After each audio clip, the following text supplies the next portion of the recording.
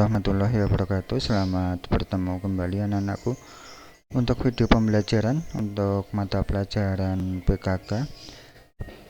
Bapak ingin melanjutkan pada kesempatan ini, Bapak ingin melanjutkan materi yang kemarin.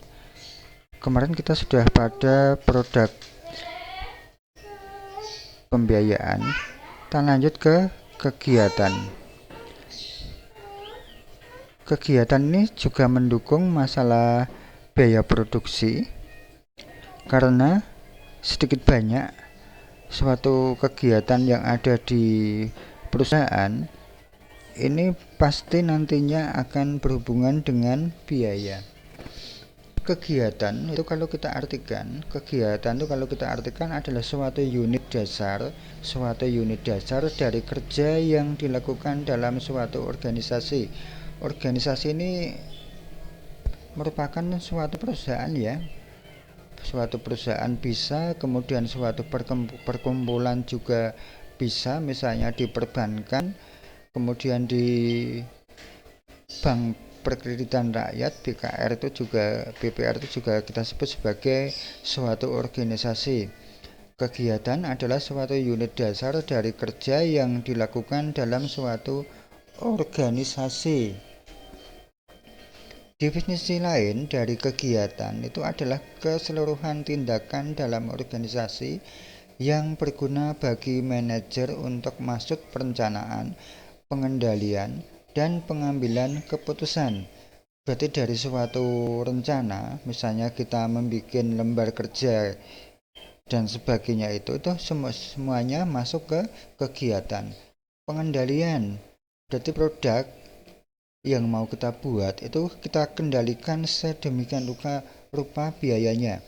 Dan pengambilan keputusan, bagaimana cara pembuatan produk supaya lebih baik, itu suatu pengambilan keputusan. Sekali lagi, definisi lain dari kegiatan itu adalah keseluruhan tindakan dalam organisasi yang berguna bagi manajer untuk masuk perencanaan, pengendalian, dan pengambilan keputusan. Pada masa sekarang, kegiatan telah menjadi isu utama sebagai objek biaya yang penting. Jadi ini semua kegiatan itu menyedot objek pembiayaan yang sangat penting. Suatu perusahaan tanpa kegiatan itu akan macet. Kegiatan memainkan peran penting dalam proses pembebanan biaya pada objek biaya yang lain. Berarti kegiatan ini menyedot objek biaya yang sangat banyak. Contoh kegiatan yang semacam itu antara lain memelihara peralatan dalam industri, itu kita rawat, ya, kita pelihara, itu juga memerlukan biaya. Merancang produk, kita mau membuat suatu produk apa, kita wujudkan dalam lembar kerja, itu nantinya juga menyedot biaya. Menagih pelanggan berarti kita memerlukan transportasi, itu juga memerlukan biaya, dan lain-lain. Kegiatan dijelaskan oleh kata kerja, tindakan, dan objek yang menerima tindakan. Ini kegiatan itu adalah kata kerja, tindakan. Berarti suatu tindakan itu pasti kita melakukan kegiatan. Objek itu berarti yang menerima tindakannya. Misal, kegiatan merancang produk, maka kata kerja tindakan adalah merancang, dan objek yang menerima adalah produksi. Itu untuk kegiatan yang menyedot beban pembiayaan yang paling besar. Selanjutnya, biaya produksi biaya produksi itu berwujud dan jasa. Keluaran organisasi setidaknya ada satu dari dua jenis yang mewakili objek biaya, yaitu ini produk bisa berbukti barang dan jasa, pelayanan. ini keluhan organisasi, berarti hasil dari suatu biaya produk itu bisa berwujud barang, ya, bisa berwujud pelayanan. Produk berwujud adalah barang yang diproduksi dengan mengubah bahan baku melalui penggunaan bahan, tenaga kerja, dan masukan lain. Ini kalau yang berwujud barang atau produk yang berwujud ini berupa barang, ini akan mengubah bahan baku melalui penggunaan bahan, kemudian tenaga kerja, dan masukan lain. Organisasi yang memproduksi produk berwujud disebut organisasi pemanufakturan. Ini kalau berwujud produk, ya, produk berwujud itu kita sebut sebagai pemanufakturan. Jasa itu adalah tugas atau kegiatan yang dilakukan untuk pelanggan atau kegiatan yang dilakukan pelanggan dengan menggunakan produk atau fasilitas organisasi. Berarti kita mengadakan pelayanan. Jasa juga diproduksi dengan menggunakan bahan baku, tenaga kerja, dan masukan lain. Organisasi yang memproduksi barang tak wujud disebut sebagai organisasi jasa. Misalnya dalam produk jasa salon itu kita wujudnya itu merupakan jasa.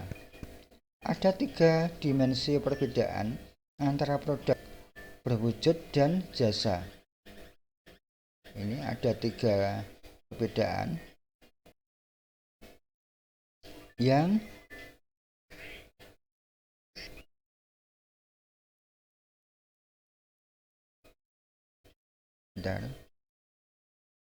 ada 3 perbedaan, ya, produk berwujud jasa.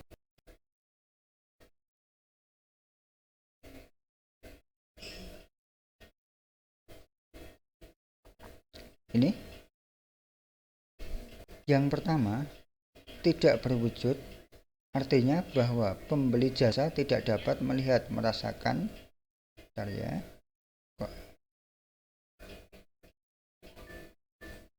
ini, ya, benar.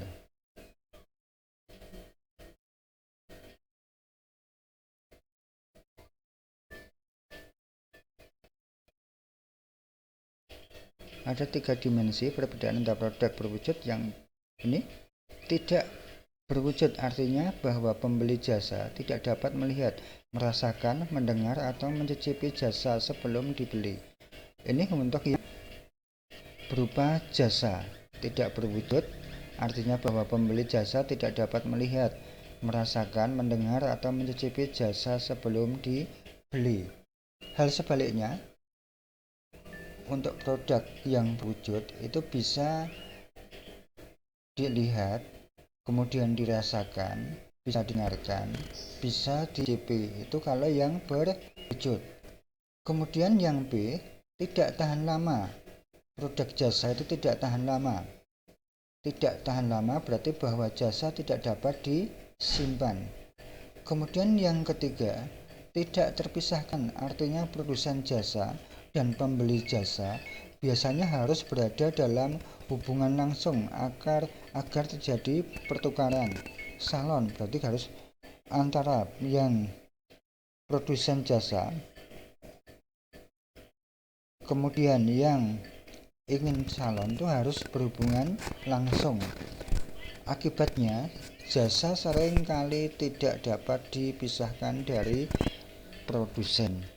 Itu untuk yang produk berwujud dan produk tak berwujud. Ini